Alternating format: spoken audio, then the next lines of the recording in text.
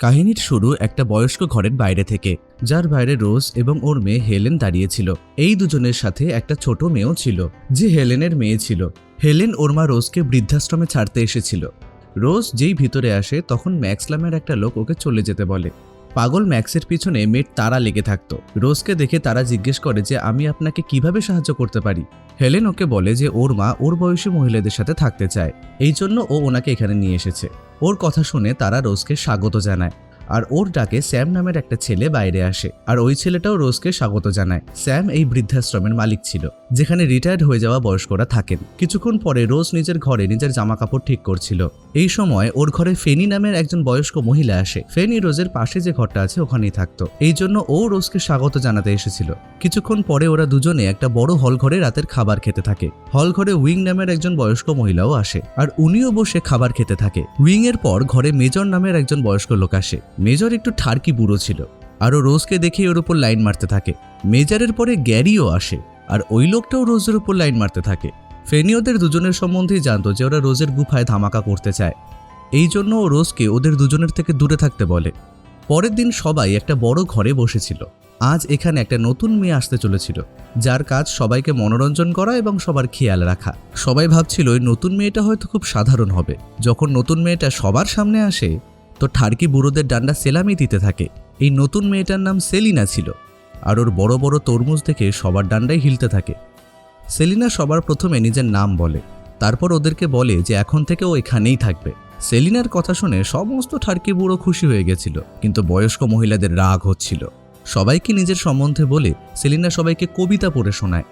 যদিও সমস্ত বুড়োদের সেলিনার কবিতা শোনায় কম, বড় বড় তরমুজের দিকে চোখটা বেশি ছিল। এর মধ্যে স্যামও ঘরে ঢোকে, কারণ এখন সন্ধ্যের খাবারের সময় হয়ে গেছিল। এখানে থাকা সমস্ত লোক সন্ধ্যের খাবারকে খুব পছন্দ করে। খাবার খাওয়ার সময় মেজর সেলিনার উপর লাইন মারতে শুরু করে দেয়। মেজর সেলিনার তরমুজের প্রশংসা করছিলই, হঠাৎ এক মহিলার চিৎকার শুনে সবাই ভয় পেয়ে যায়। স্যাম তখন সবাইকে শান্ত করার চেষ্টা করে, কিন্তু যখন কেউ শান্ত হচ্ছিল না তখন ও সেলিনাকে নিজের সাথে যেতে বলে। চিৎকার বাথরুম থেকে এসেছিল, ওই জন্য ওরা দুজন ওখানেই যায়। স্যাম যেহেতু ওয়াশরুম চেক করতে পারবে না, তাই সেলিনা সমস্ত ফিমেল ওয়াশরুম চেক করছিল। হঠাৎই একটা বাথরুমে ও লীলাকে দেখতে পায়। ও সেলিনাকে বলে যে ও একটা পোকা দেখে ভয় পেয়ে গেছিল। তারপর সেলিনা ওকে বাইরে আসতে বলে। এবার সেলিনা আর স্যাম সবাইকে বলে যে লীলা একটা পোকা দেখে ভয় পেয়ে গিয়েছিল, আর এটা শুনে সবাই লীলার ওপর ভীষণ রেগে যায়। কিছুক্ষণ পর স্যাম আর সেলিনা সবার ঘরে গিয়ে সবাইকে মিষ্টি দিচ্ছিল। বয়স্কদের মিষ্টি খুব পছন্দ, এই জন্য স্যাম প্রতি রাতে অল্প অল্প করে ওদেরকে মিষ্টি দেয়। সেলিনা মেজারকেও মিষ্টি দিতে আসে, তাই মেজার আবার সেলিনার উপর লাইন মারতে থাকে, আর এইবার তো সেলিনাকে কিসও করে দেয়। এদিকে গেরিও চলে আসে, কারণ ওর নজর লীলার ওপর অনেক দিন ধরেই ছিল। ও লীলার গুফায় ধামাকা করতে চাইতো। এদিকে লীলাও ভীষণ তৃষ্ণার্ত ছিল, এই জন্য ও গেরিকে ভেতরে ডেকে নেয়। পরের দিন সকালে সবাই ব্রেকফাস্ট করছিল, আর এদিকে লীলাকে খুব খুশি দেখাচ্ছিল, কারণ গেরি যেহেতু ওর তৃষ্ণা মিটিয়ে দিয়েছিল। খাবারের পর রোজ স্যামের কাছে আসে, কারণ ও ঘর পরিষ্কার করাতে চাইছিল, যে কারণে স্যাম সাফাইয়ের মেয়েটাকে ডাকে। সাফাইয়ের মেয়েটার নাম এমা, এবং স্যাম ওকে রোজ ঘর পরিষ্কার করার জন্য ডাকে। কিছুক্ষণ পরে সবাই বড় ঘরে বসে পুতুলের খেলা দেখছিল। কিছু লোকের এই খেলা পছন্দ হচ্ছিল, আর কিছু লোকের একদমই হচ্ছিল না। এই খেলা স্যাম আর এলিনা মিলে আয়োজন করেছিল, কিন্তু তবুও এই খেলা বেশি লোকের পছন্দ হলো না। খেলার পরে মেজর সেলিনার প্রচণ্ড প্রশংসা করে, কারণ ওই বুড়ো ওর গুফায় ধামাকা করতে চেয়েছিল। রাতে শোয়ার আগে রোজ বাথরুমে হাত মুখ ধুচ্ছিল। ও যখন বাইরে আসে তখন ভুল করে মেজরের সাথে ধাক্কা লেগে যায়। রোজ ওর কাছে ক্ষমা চায়, কিন্তু মেজরকে একটু চিন্তিত দেখাচ্ছিল। রোজ ওকে জিজ্ঞেস করলে বলে এখানে ওদের প্রাণ সংকটে আছে, এই জন্য আজকে রাতেই ও এখান থেকে পালিয়ে যাবে। রোজ মেজরকে ভরসা করত, তাই ও এখান থেকে পালিয়ে যাওয়ার সিদ্ধান্ত নেয়। এদিকে গ্যারি আরেকবার লীলার কাছে পৌঁছে গেছিল। গ্যারির কাছে আজকে ক্ষমতার বড়িও ছিল। ও একটা বড়ি নিজে খায় আর একটা লীলাকে দেয়। ওষুধ খেয়েই দুজনে একে অন্যের সাথে লিপ্ত হয়ে যায়। মাঝরাতে যখন সবাই ঘুমোচ্ছিল তখন মেজরকে একজন রহস্যময়ী হত্যাকারী মেরে ফেলে। এদিকে রোজও জেগে গেছিল, আর ও রেডি হয়ে মেজরের জন্য অপেক্ষা করছিল। দুজনেই আজকে এখান থেকে পালানোর চিন্তা করেছিল, কিন্তু অনেকক্ষণ পরেও যখন মেজর আসে না তখন রোজ মেজরের ঘরে আসে। ঘরে কোনো খুনিকে দেখতে পায় না, কিন্তু ঘরের মধ্যে মেজরের দেহটাকে দেখতে পায়। লাশ দেখে ও ভীষণ ভয় পেয়ে গিয়েছিল। ও যখন ঘর থেকে পালাচ্ছিল তখনই ওর এমার সাথে ধাক্কা লাগে। রোজের মনে হয় মেজরের খুন এমাই করেছিল, তাই ও সোজা স্যামের কাছে চলে আসে। ও স্যামকে সবকিছু বলে যে মেজর মারা গেছে, আর ও এটাও বলে যে ও এমাকে সন্দেহ করে। স্যাম ওকে শান্ত হতে বলে মেজরের ঘরের দিকে এগোতে থাকে। পরের দিন যখন সবাই খাবার খাচ্ছিল তখন স্যাম সবাইকে বলে যে মেজার মারা গেছে আর পুলিশ ওর লাশ নিয়ে চলে গেছে। কিছু লোক ওকে জিজ্ঞেস করে যে মেজার কিভাবে মরল। উত্তরে স্যাম বলে যে মেজারের হয়তো শরীরটা খারাপ হয়েছিল অথবা অন্য কিছু হয়েছে। কিন্তু রোজ আর ওর টিম নিশ্চিন্ত ছিল যে মেজার এমনি এমনি মরেনি, ওকে নিশ্চয়ই হত্যা করা হয়েছে। রোজ ওর টিমকে বলে যে মেজার ওকে বলেছিল যে ওর বিপদ হতে পারে, তাই ও এখান থেকে পালাবার জন্য চিন্তা করেছিল। কিছুদিন পর সমস্ত কিছু শান্ত হয়ে যায় আর সেলিনা সবার মনোরঞ্জন করতে থাকে। খালি পার্থক্য শুধু একটাই যে এবার ওর তরমুজের দিওয়ানা মেজার ছিল না। এইভাবেই একদিন রাতে একটা নতুন ছেলে বৃদ্ধাশ্রমে আসে। এই নতুন ছেলেটার নাম ছিল রক্সি আর ও সেলিনারই প্রেমিক ছিল। সেলিনাই ওকে ডেকেছিল যাতে ও সেলিনার তৃপ্তি মেটাতে পারে।